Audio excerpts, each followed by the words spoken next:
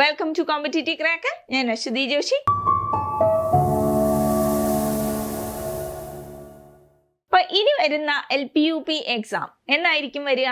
2026 ഡിസംബറോട് കൂടി അടുത്ത നോട്ടിഫിക്കേഷൻ വരും അല്ലെ. അപ്പൊ നമ്മളെ കേറ്റൊക്കെ പാസ്സായി തയ്യാറെടുത്തിരിക്കുന്നവരുണ്ട്, ഇനി പാസ്സാകുന്നവരുണ്ട് അല്ലെ, പഠിച്ച് തയ്യാറായിട്ടിരിക്കുന്നവരുണ്ട്. അപ്പൊ നിങ്ങൾ എല്ലാവരും എലിജിബിലിറ്റി ടെസ്റ്റ് പാസ്സായാൽ വെറുതെ ഇരിക്കാൻ പാടുണ്ടോ വീട്ടില്? അല്ല, നമുക്കൊരു ലക്ഷ്യമുണ്ട് അല്ലെ. LPUP എന്ന ലക്ഷ്യത്തിലേക്കാണ് നിങ്ങൾ നീങ്ങുന്നതെങ്കിൽ പഠനം പാതി വഴിയിൽ മുടക്കരുത്. എന്ത് ചെയ്യുക? കണ്ടിന്യൂസ് ആയിട്ട് പഠിച്ചുകൊണ്ട് പോവുക. അപ്പൊ കുറെ അധികം കുട്ടികളെ പഠിച്ചു തുടങ്ങിയവരുണ്ടാകും, അവർക്കൊക്കെ ഒരുപാട് ഇംപ്രൂവ് ചെയ്യാനുണ്ടാകും. ഇപ്പൊ പുതിയ പാഠപുസ്തകങ്ങളൊക്കെ വന്നു അല്ലെ, SCERTയുടെ പുതിയ പാഠപുസ്തകങ്ങളൊക്കെ വന്നു. അപ്പൊ പഴയ പാഠപുസ്തകങ്ങൾ പഠിക്കുന്നതിനോടൊപ്പം തന്നെ പുതിയ പാഠപുസ്തകത്തില് എന്തൊക്കെ കാര്യങ്ങൾ കൂടുതലായിട്ട് ആഡ് ചെയ്തിട്ടുണ്ട് എന്നതിനെയൊക്കെ ബേസ് ചെയ്തുകൊണ്ട് നല്ല രീതിയിൽ പ്രിപ്പറേഷൻ മുന്നോട്ട് പോകണം. ഓരോ മാർക്കും വളരെ ഇമ്പോർട്ടൻ്റ് ആണ്. റാങ്കിലേക്ക് എത്തിക്കുന്നതിന് അത് ഓരോ വ്യക്തികളിലും വ്യത്യാസം ഉണ്ടാക്കുമെന്ന് നിങ്ങൾക്ക് വ്യക്തമായിട്ട് അറിയാം. ഓരോ മാർക്ക് എന്നല്ല, 0.33 മാറുമ്പോൾ തന്നെ എത്ര റാങ്കാണ് നമ്മൾ പുറകിലേക്ക് പോവുക അല്ലെ. അപ്പോൾ സിലബസ് എടുത്ത് നോക്കിയാൽ ഏറ്റവും ഇമ്പോർട്ടൻ്റ് ആയിട്ടുള്ള ഒരു പാർട്ടാണ് സൈക്കോളജി എന്ന് പറയുന്നത്. സൈക്കോളജി 20 മാർക്കിനാണ് ചോദിക്കുക. കുറെ അധികം കുട്ടികൾക്ക് എളുപ്പമുള്ളതായിരിക്കും, കുറെ അധികം കുട്ടികൾക്ക് വളരെ ബുദ്ധിമുട്ടേറിയതുമായിരിക്കും സൈക്കോളജി എന്ന് പറഞ്ഞാൽ. അപ്പൊ സൈക്കോളജിയിൽ ആപ്ലിക്കേഷൻ ലെവൽ ചോദ്യങ്ങളും ചോദിക്കും, സ്റ്റേറ്റ്മെന്റ് ടൈപ്പ് ചോദ്യങ്ങളും ചോദിക്കും, ഡയറക്റ്റ് ആയിട്ടും ചോദ്യങ്ങൾ ചോദിക്കും.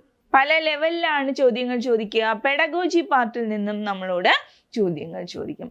അപ്പൊ പഠിക്കേണ്ട രീതിയിൽ പഠിച്ചു കഴിഞ്ഞാൽ നമുക്ക് എന്ത് ചെയ്യാം?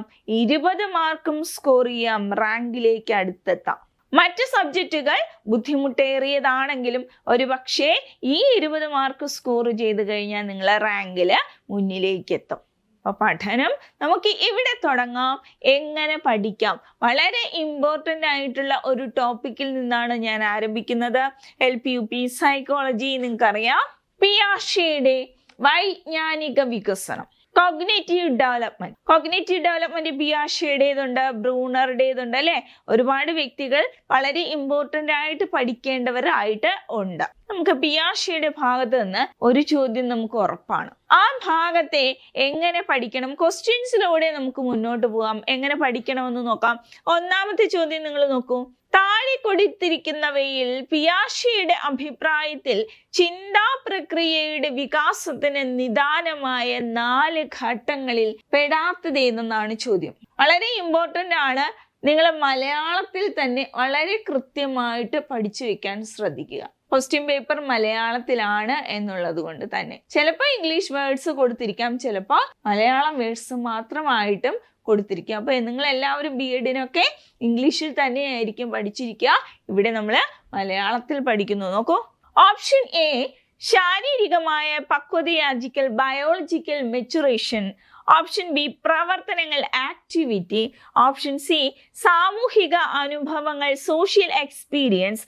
Option D schema. ഏതാണ് ഇവിടെ ഉത്തരം? ചിന്താ പ്രക്രിയയുടെ വികാസത്തിന് നിദാനമായ 4 ഘടകങ്ങൾ പിയാഷെ പറയുന്നുണ്ട്. ഏതൊക്കെയാണ്? ശാരീരികമായ പക്വതയാർജിക്കൽ, പ്രവർത്തനങ്ങൾ, സാമൂഹിക അനുഭവങ്ങൾ, സന്തുലീകരണം. അപ്പൊ ഇവിടെ അല്ലാത്തത് ഏത് എന്നതാണ് ചോദ്യം. ഈ ഘടകങ്ങളിൽ പെടാത്തത് ഏതെന്നാണ് ചോദ്യം. അപ്പൊ ഇവിടെ ഉത്തരം നിങ്ങൾക്ക് കിട്ടി അല്ലെ. ഏതാണ്? സ്കീമ എന്നുള്ളതാണ്. അപ്പൊ ഇത് 3 വ്യക്തമായിട്ട് പഠിക്കുക, അതോടൊപ്പം തന്നെ സന്തുലീകരണവും പഠിക്കുക. അടുത്ത ചോദ്യത്തിലേക്ക് പോകാം. സീസോയിൽ നടത്തുന്ന പരീക്ഷണ നിരീക്ഷണങ്ങളിലൂടെ തുലനം ചെയ്യൽ എന്ന ആശയം കുട്ടി സ്വായത്തമാക്കുന്നു. താഴെ കൊടുത്തിരിക്കുന്നവയിൽ ഏതുമായി ബന്ധപ്പെട്ടിരിക്കുന്നു? പ്രവർത്തനങ്ങൾ, ആക്ടിവിറ്റി, സാമൂഹിക അനുഭവങ്ങൾ, സോഷ്യൽ എക്സ്പീരിയൻസസ്, സന്തുലീകരണം, ഇക്വിലിബ്രേഷൻ, ശാരീരികമായ പക്വതയാർജിക്കൽ, ബയോളജിക്കൽ മെച്ചുറേഷൻ. അപ്പൊ നമ്മൾ നേരത്തെ പറഞ്ഞ ക്വസ്റ്റ്യൻ ആണ് അല്ലെ. അതിന്റെ ആൻസറുകളായിരുന്നു ഈ 4 എണ്ണം. പിയാഷെയുടെ വൈജ്ഞാനിക വികസന ഘട്ടത്തിൽ ചിന്താ പ്രക്രിയയുടെ വികസനത്തിന് നിദാനമായ 4 ഘടകങ്ങൾ. ആ 4 ഘടകങ്ങളിൽ ഒന്നുമായി ബന്ധപ്പെട്ട ആപ്ലിക്കേഷൻ ലെവൽ ചോദ്യമാണ് ഇവിടെ കൊടുത്തിരിക്കുന്നത്. അതേതുമായി ബന്ധപ്പെട്ടതാണ്? സീസോയിൽ നടത്തുന്ന പരീക്ഷണ നിരീക്ഷണങ്ങൾ, അതിലൂടെ തുലനം ചെയ്യൽ എന്ന ആശയം, അതവിടെ എന്താണ്? അത് പ്രവർത്തനമാണ്. എന്താണ്? പ്രവർത്തനമാണ് അല്ലെ? അപ്പൊ ഇവിടെ ഉത്തരം ഏതാണ് വരിക? പ്രവർത്തനങ്ങൾ എന്നുള്ളതാണ്, ആക്ടിവിറ്റി എന്നുള്ളതാണ് ഇവിടെ ആൻസർ ആയിട്ട് വരിക. സീസോയിൽ നടത്തുന്ന പരീക്ഷണ നിരീക്ഷണങ്ങളിലൂടെ തുലനം ചെയ്യൽ എന്ന ആശയം എന്ന് പറയുന്നത് അത് പ്രവർത്തനമാണ്. ചിന്താ പ്രക്രിയയുടെ വികസനത്തിന് നിദാനമായ 4 ഘടകങ്ങളിൽ ഒന്നാണ് ഈ പ്രവർത്തനം എന്ന് പറയുന്നത്. അടുത്ത ചോദ്യം നോക്കൂ. ബാഹ്യലോകവുമായി പൊരുത്തപ്പെടുന്നതിന് പരിസ്ഥിതിയുമായി ഇടപെട്ടുകൊണ്ട് സ്കീമകൾ നിർമ്മിച്ചെടുക്കുന്ന പ്രക്രിയ. എന്താ സ്കീമ? ബിൽഡിംഗ് ബ്ലോക്സ് ഓഫ് നോളജിനെയാണ് നമ്മൾ സ്കീമ എന്ന് പറയുന്നത് അല്ലെ? അറിവിന്റെ അടിസ്ഥാന ഘടകങ്ങൾ. Option A schema, option B അനുരൂപീകരണം അഡാപ്റ്റേഷൻ, ഓപ്ഷൻ സി സംയോജനം ഓർഗനൈസേഷൻ, ഓപ്ഷൻ ഡി സംസ്ഥാപനം അക്കോമഡേഷൻ. എന്താണ്? ബാഹ്യലോകവുമായി പൊരുത്തപ്പെടുന്നതിന് പരിസ്ഥിതിയുമായി ഇടപെട്ടുകൊണ്ട് സ്കീമകൾ നിർമ്മിക്കുന്ന പ്രക്രിയ. അതിനെയാണ് നമ്മൾ എന്ത് പറയുന്നത്? അഡാപ്റ്റേഷൻ അല്ലെങ്കിൽ അനുരൂപീകരണം എന്ന് പറയുന്നത്. നോക്കൂ, അടുത്ത ചോദ്യം നോക്കൂ. ഈ സ്കീമകളുടെ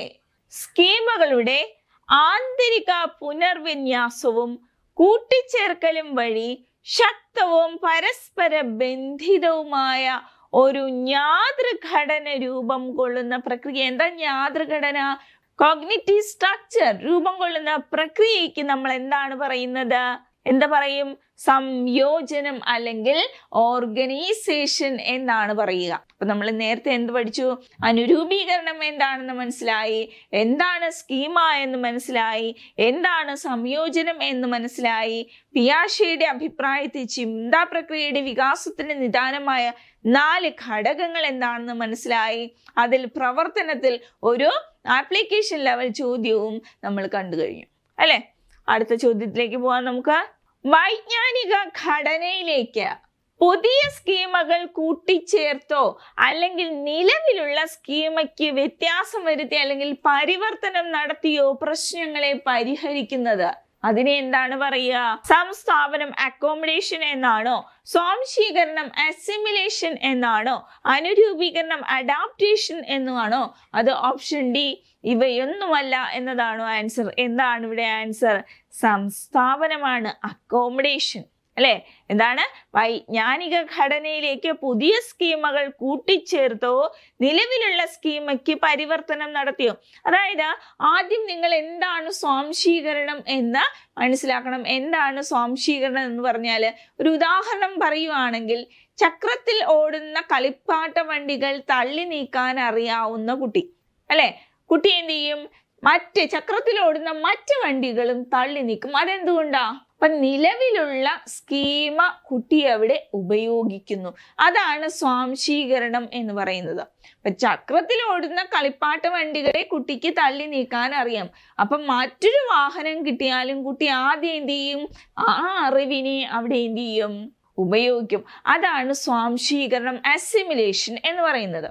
എന്നാൽ കുട്ടിക്ക് മറ്റൊരു കളിപ്പാട്ടം കൊടുക്കുന്നു, കുട്ടി അവിടെ തള്ളി നീക്കുന്നു. എന്നാൽ തള്ളി നീക്കുമ്പോൾ വാഹനം നീങ്ങുന്നില്ല. അപ്പോൾ നമ്മൾ പാരൻസോ അല്ലെങ്കിൽ ഫ്രണ്ട്സോ ആരെങ്കിലും ടീച്ചേഴ്സോ ആരെങ്കിലും പറഞ്ഞു കൊടുക്കുകയാണ്, ഈ വാഹനം അല്ലെങ്കിൽ ഈ കളിപ്പാട്ടം താക്കോൽ തിരിച്ചാൽ മാത്രമേ മുന്നോട്ട് നീങ്ങുകയുള്ളൂ.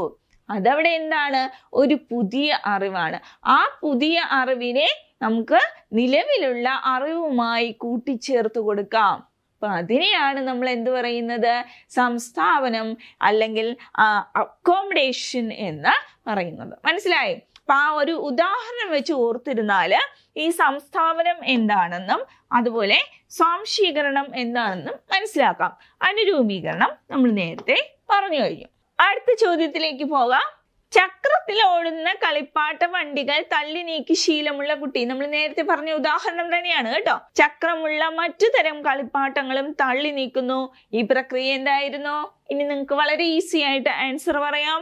എന്തായിരുന്നു അവിടെ? സ്വാംശീകരണം അല്ലെങ്കിൽ അസിമിലേഷൻ ആണ്. ഇപ്പൊ കൃത്യമായിട്ട് നിങ്ങൾക്ക് മനസ്സിലായി എങ്ങനെയാണ് ചോദ്യം വന്നിരിക്കുന്നതെന്ന്. ആപ്ലിക്കേഷൻ ലെവൽ ചോദ്യമാണ് ഇത് അല്ലെ? അപ്പോൾ സ്വാംശീകരണം, സംസ്ഥാപനം, അനുരൂപീകരണം, സംയോജനം ഇതെല്ലാം വളരെ കൃത്യമായിട്ട് മനസ്സിലാക്കുക.